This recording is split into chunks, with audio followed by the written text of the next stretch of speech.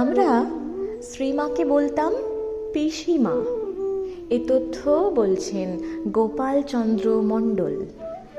তিনি বলছেন, আমি পিসিমার সব ভাইঝি এবং তাদের স্বামীদের দেখেছি। রাধু তো পিসিমাকে জ্বালাতনের এক শেষ করে ছেড়েছে। দেখে আমাদের খুব কষ্টও হতো, আবার রাগও হতো। ললিত বাবু, শরৎ মহারাজ, মাস্টার মশাই যখন আসতেন তখন জয়রামবাটিতে যেন আনন্দের হাট বসে যেত। কলকাতা থেকে এখন রোজ কত লোকই তো আসে জয়রামবাটিতে, কিন্তু তখনকার সেই পরিবেশ সে ছিল একেবারেই অন্য রকম। প্রথম দিকে পিসিমার বাড়িতে গরু ছিল না। কলকাতা থেকে ভক্তরা এলে চা করতে হবে, দুধ চাই। আর পিসিমা তখন ছুটতেন গয়লা পাড়ায়। লবু নাগ, শ্রীরাম নাগ, বিহারি মাল এরা দুধের ব্যবসা করত। গয়লা বউ, আল্লাদিনী, নয়না এরা পিসিমাকে বলতো মা ঠাকরুন। গয়লা বউদের সঙ্গে পিসিমার বেশ ভাবও ছিল। এমনিতেই কারো গরুর বাছুর হলে তারা পিসিমার বাড়িতে ঠাকুরের ভোগের জন্য দুধ দিয়ে যেতেন।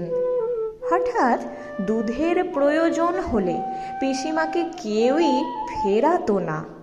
পিসিমার ভাই বা ভাইঝিদের কিন্তু কেউ সহজে কিছু দিতে চাইতো না।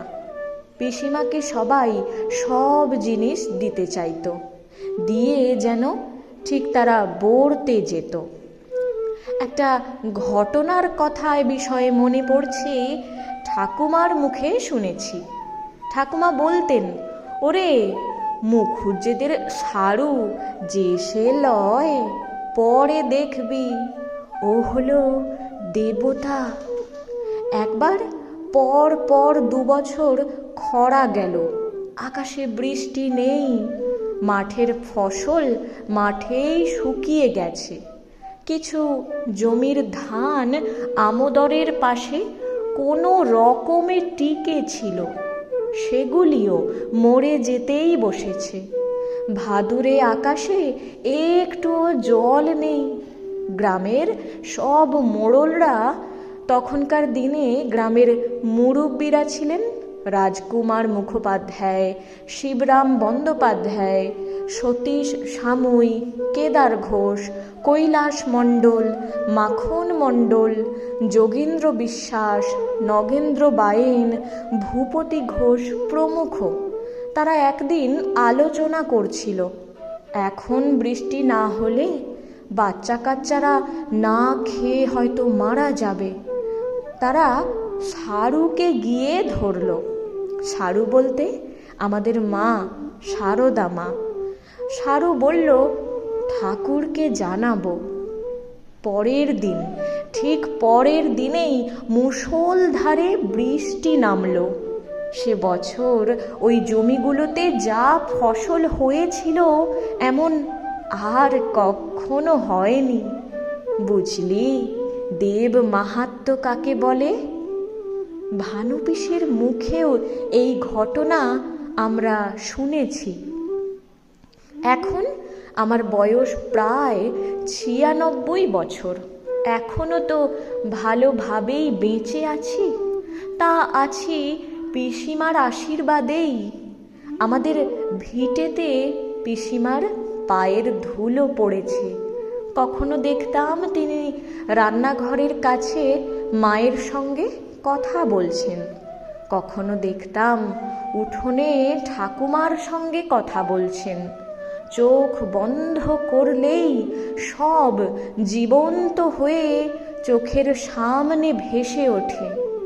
আমরা তখন ঠিক বুঝিনি, কিন্তু সাক্ষাৎ জগৎ জননীকে তো দেখেছি, তার চরণ ছুঁয়েছি।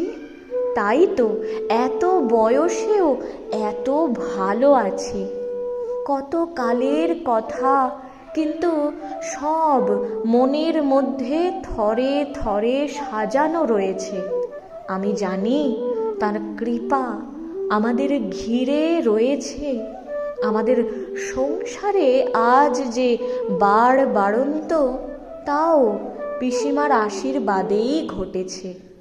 পরলোকে যেন পিসিমার চরণে আশ্রয় পাই, তার কাছে সেই প্রার্থনাই জানাই। তথ্য: শ্রী শ্রী মায়ের পদপ্রান্তে, স্বামী পূর্ণাত্মানন্দ। সংগ্রহ: অধ্যাপক তড়িৎ কুমার বন্দ্যোপাধ্যায়।